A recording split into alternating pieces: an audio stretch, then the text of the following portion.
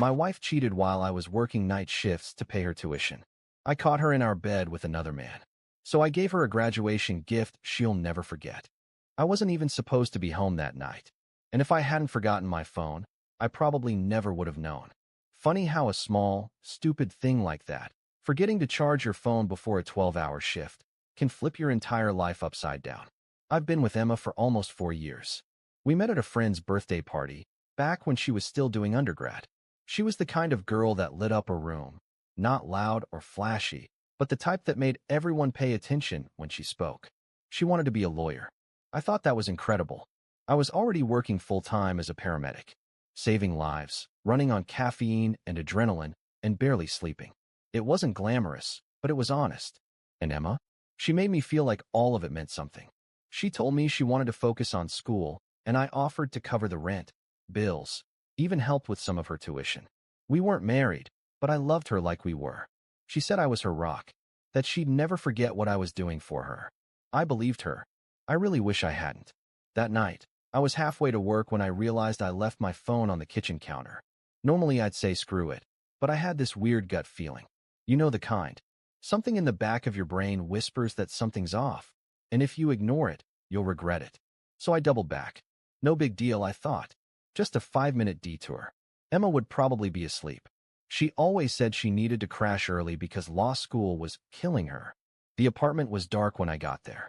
I unlocked the door quietly, trying not to wake her. Slipped my boots off. Walked through the kitchen.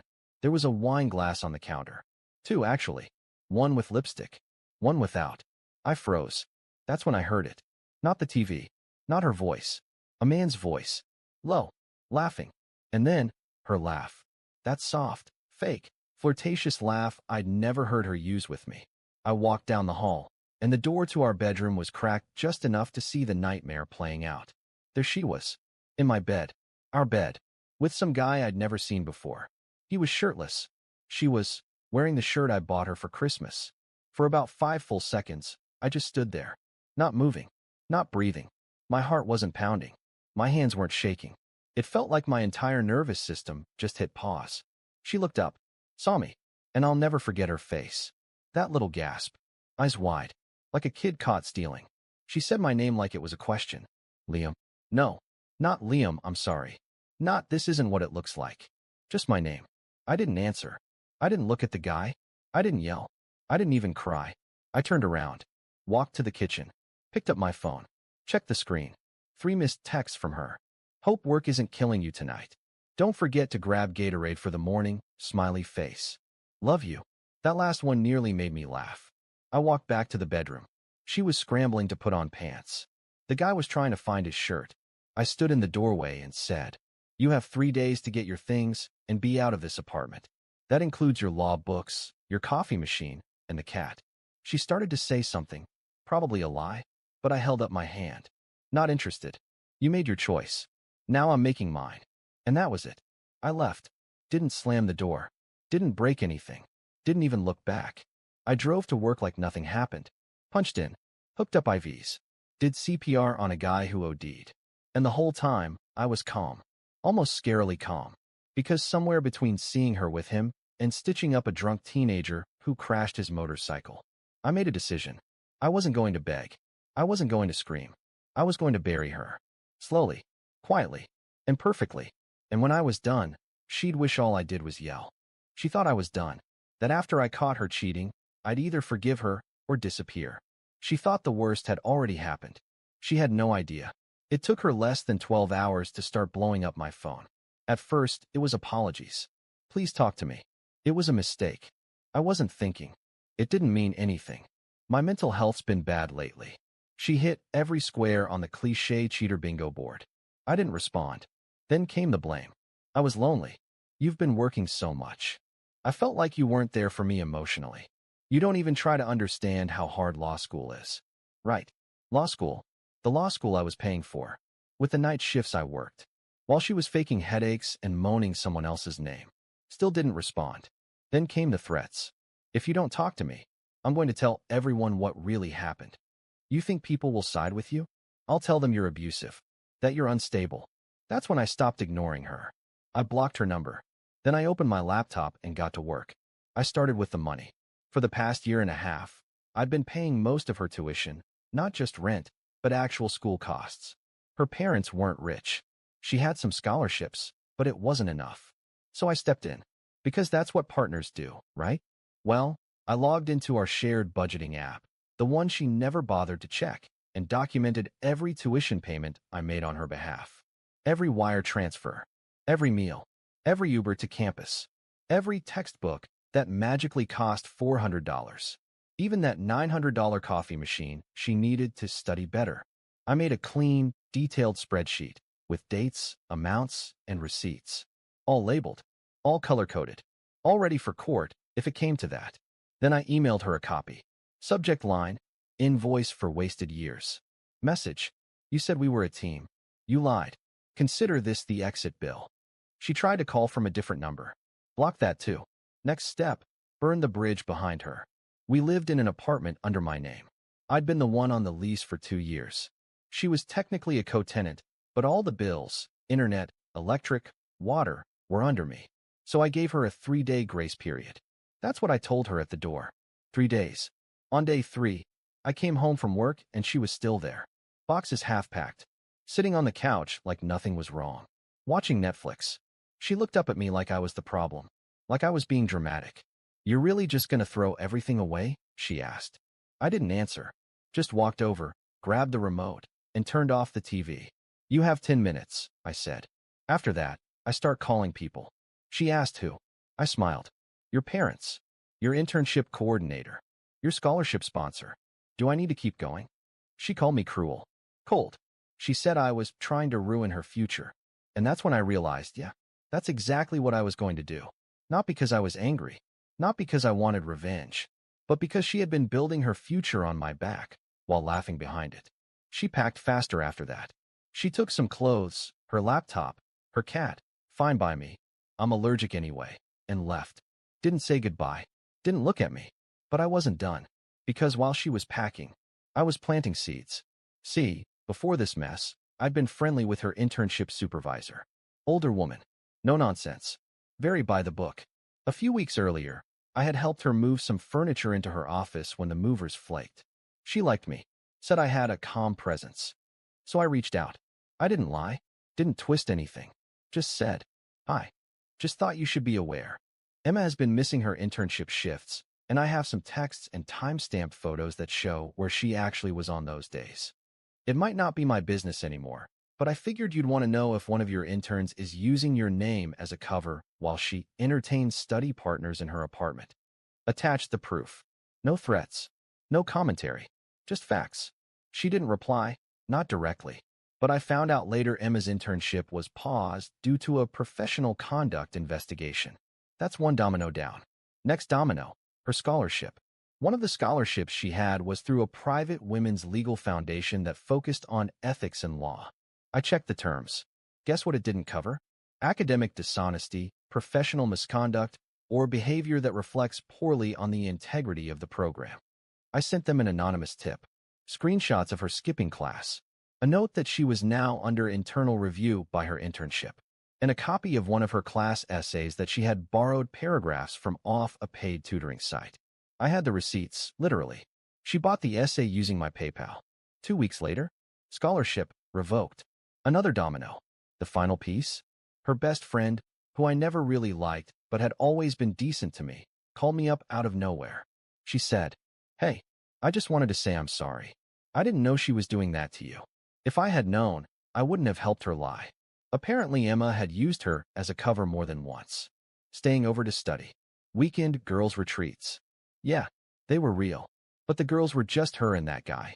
Her study buddy. Her best friend was pissed. So I sent her a copy of the same folder I made for her supervisor. She shared it with the rest of their circle. Emma went from class president material to whispered about scandal in under 48 hours. I didn't need to post anything online. Didn't need to scream or call her names or ruin her stuff. I just held up a mirror, let her look at what she really was, and slowly made sure everyone else saw it too. No fire, no noise, just smoke, and the stench of everything she built starting to burn. You ever watch someone try to hold a dam together with duct tape? That's what Emma looked like 2 weeks after she left. She was trying to keep it all together. still showing up to class, still posting coffee selfies like nothing happened, still walking around with that fake little smile like she hadn't just blown up her own life. But beneath all that, cracks. Everywhere. And I had more pressure to add. Let's talk about image. Emma cared a lot about how people saw her. She liked to play the humble overachiever, the girl who worked 3 times harder than everyone else, who never took shortcuts, who got where she was purely on effort and integrity. She once told me, half joking but totally serious, if people found out I cheated on a test or copied a paper, I'd die. So what do you think happens when people find out you cheated on your boyfriend, the one paying your tuition, with some guy from class you said not to worry about? What happens when that information starts spreading in whispers, in screenshots, in group chats? I didn't even have to lift a finger at this point. People were volunteering to take her down for me. Her best friend, the one who called me up in the last chapter, started talking. Loudly. She didn't just send the proof I gave her to a couple close friends. She put it in a private Facebook group for women in the law school program. 400 members. The post was titled, "Just a reminder that not every girl boss is a good person." She didn't name Emma directly, but she didn't have to. Everyone knew, especially when someone commented, "Is this about the one who cheated on her boyfriend who paid her tuition? With the guy from the study group? And got her internship suspended?" It blew up. Emma tried to do damage control, claimed it was taken out of context, said it was a private relationship matter. She even messaged me, again from a new number, blocked, of course. "I know you're behind this. Please stop." Nope, not yet. See, she still had one last thing left to lose, her graduation and her job offer. And both of those were tied to her academic record and the references from her internship. So I called in one last favor. There was a guy in the IT department of her school, James, who I'd helped a year ago after he crashed his car late one night. I remembered him because we talked afterward and he thanked me for not treating him like just another idiot who made a mistake. We stayed in touch. I asked him, off the record, if he could check if anyone had submitted reports about Emma's behavior. He didn't give me details, but he said this: "Let's just say the ethics committee is paying attention. And when that happens, everything gets reviewed, including writing samples, past assignments, online activity, translation." They were already digging. All I had to do was give them a nudge. So I forwarded them the paper she copied last year, the one she bought online using my PayPal. I attached the original source, attached the receipt, attached her version, with highlighted sections that matched. And that was that. The final match. Just waiting to hit the pile of gasoline she'd been standing in for months. The fallout came fast. One morning, I woke up to a message from someone I didn't recognize. A second-year law student who was part of Emma's study group. "Dude, I don't know what she did to you, but it's like watching someone get publicly executed in slow motion. Word is, she's losing her offer from the firm she bragged about for a year. Everyone knows. Professors are talking. Nobody's saying it out loud, but she's radioactive now." I didn't respond, just smiled a little. And then, as she called, block number again. But this time I answered. I don't know why. Maybe I wanted to hear the sound of it. She was crying. Not the fake, manipulative kind. Real, messy crying. Voice shaky, breath hitching, totally panicked. She asked if I was proud of myself. Said I destroyed her life. Said she was going to drop out. Said her parents weren't talking to her anymore. Said she might lose everything. And all I said was, "You cheated on someone who paid your tuition. You lied. You manipulated. I didn't destroy anything. I just stopped protecting you." Silence on the line.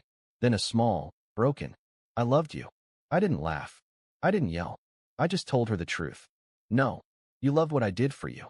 What I gave you. You loved having a backup plan. You don't love people. You use them." Then I hung up. Blocked the number. Again. And that was it. She was still technically a student. Still technically going to graduate. But her reputation? Torched. Her job offer? Gone. Her friends? Either turned or vanished. Her resume now had scorched earth all over it. I didn't punch a wall. Didn't slash her tires. Didn't throw her stuff out the window. I just handed her the rope and watched her build her own gallows. I thought she might disappear. After everything, the job loss, the internship, the social circle turning on her, I figured she'd pack up and move home. Lay low. Regroup. But nope. She did what people like her always do when the mask slips. She tried to put it back on and pretend nothing ever cracked. 2 weeks after our last phone call, the The one where she cried and told me I ruined her life. She posted a selfie at a cafe with the caption, "Taking life one latte at a time. Grateful for new beginnings." Comments were all supportive, at least on the surface. "Queen, bounce back season. Love this energy. You're glowing." But I knew what was happening behind the screen. People weren't buying it anymore. Because here's the thing about reputation. It's slow to build, fast to burn. And once it's gone, you can't just smile it back into existence. Word had gotten around. Her professors knew. The ethics committee had her name on file. Her classmates were whispering behind her back, and not in a cute, gossipy way. In a don't partner with her on group work, she's toxic kind of way. But she kept showing up. That semester's final presentations were a big deal. Senior students were expected to showcase their research projects in front of a panel, professors, some legal professionals, even a few potential recruiters. It was meant to be a kind of last impression before graduation. Emma had planned hers for months. Her topic? Restorative justice and the ethics of second chances. I'm not even kidding. A friend of mine, a guy named Caleb who was 2 years behind her in the program and had always admired her from a distance, told me everything. He messaged me one night and said, "Bro, I think she's trying to spin this whole thing into a sob story. She's making herself the victim, saying she went through a toxic relationship and had to rebuild everything from scratch." He sent me a voice recording from someone who sat near her during prep. She was practicing lines like, "Sometimes the people closest to you are the ones who hold you back the most. I had to lose everything before I could truly find myself." Classic. She was trying to turn my silence into abuse, my absence into neglect. She wasn't just rewriting the past. She was painting herself as the hero of it. Now, I wasn't going to intervene. I really wasn't. Let her tell her little story. Let her give her sad little speech. But then Caleb messaged me again. They're letting students ask questions after the presentations. Live mic audience participation. And I thought, okay, fine.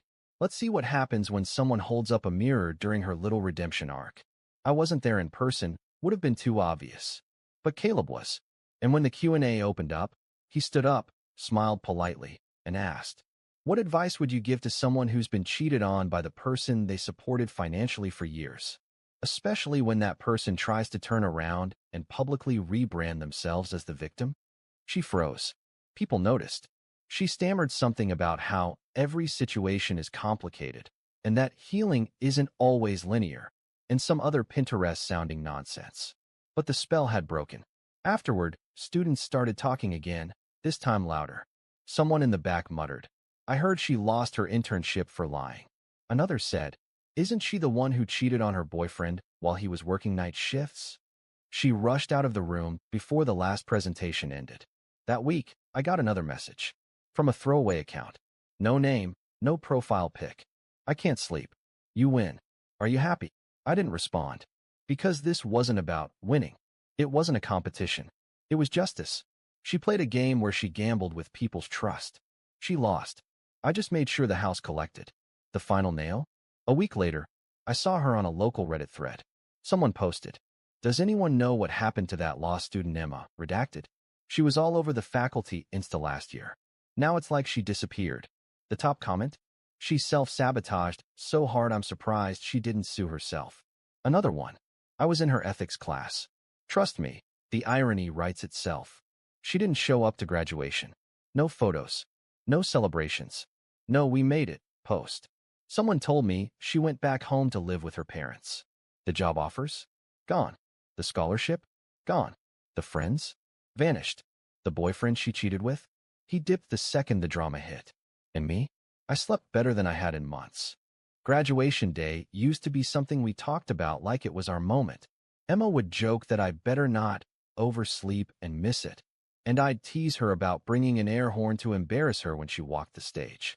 We had this whole fantasy built up, me in the crowd, her in the gown, teary-eyed parents taking pictures. The couple who made it through everything. Yeah, that fantasy's dead. But graduation still came, and I still showed up.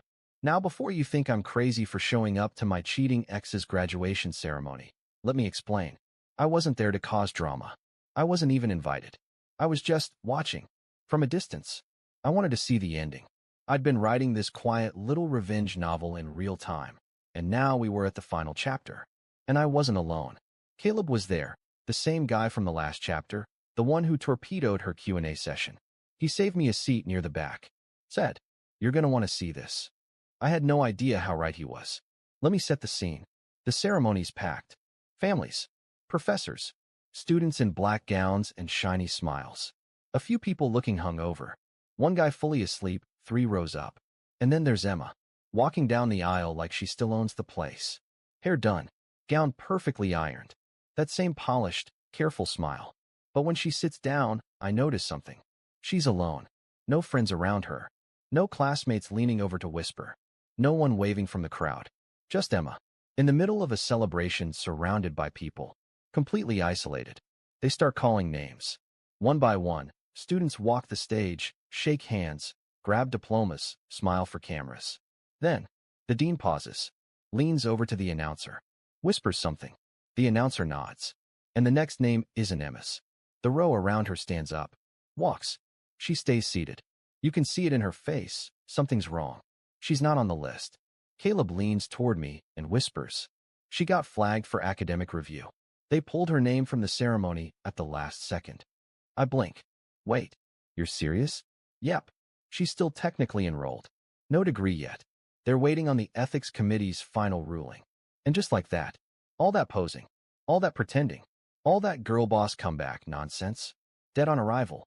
I couldn't help it. I walked up to her as the ceremony was ending. Not to start anything, just to end it, once and for all. She saw me coming and stood up fast, looking around like she hoped someone would swoop in and save her. No one did.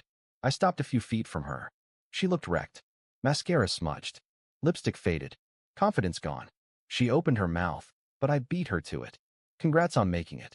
Oh wait, never mind. Her mouth shut. Her eyes narrowed. Why are you here? She snapped, voice low. Closure, I said. I figured I'd at least give you a proper send-off. I paused. Let the silence hang. Let her wonder what was coming. Then I leaned in just a little and said, "You know what the saddest part is? You could have had everything. A degree. A job. Me. But you traded it for 5 minutes with some guy who won't even return your calls now." She flinched. I saw it. Hit dead center.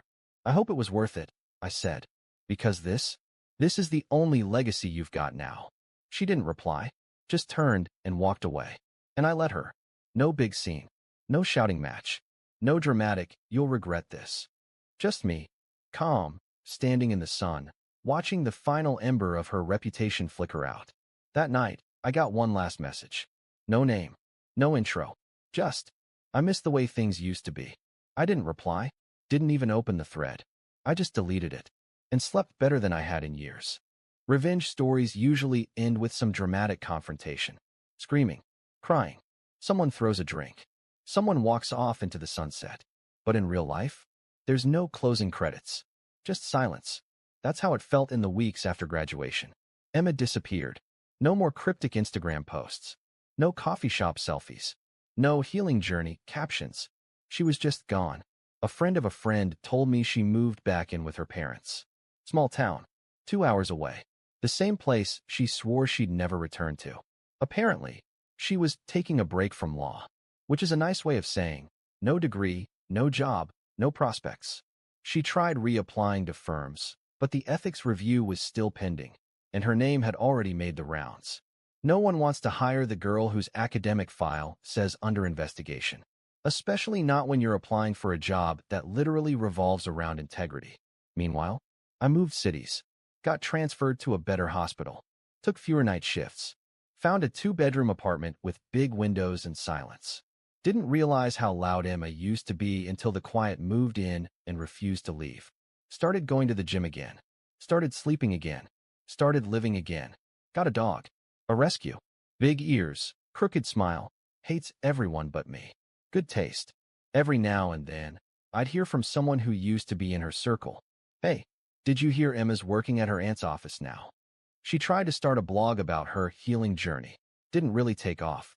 She's dating some guy from high school again. Same dude she used to call a loser. Sometimes I'd get a message that felt like it came straight from her. Throwaway accounts. Random just checking in emails. No name, but the tone was always familiar. Sad. Slippery. Hoping I'd take the bait. But I never did. Because there's nothing left to say. She could post 100 apologies. Could write a whole book about how she's grown. Could even beg for forgiveness if she wanted. It wouldn't matter. Because I don't hate her. Not anymore. And that's what makes it worse. See, hate means you still feel something. Still care. Still carry a piece of them around. But I don't. She's a ghost now. And ghosts don't get closure.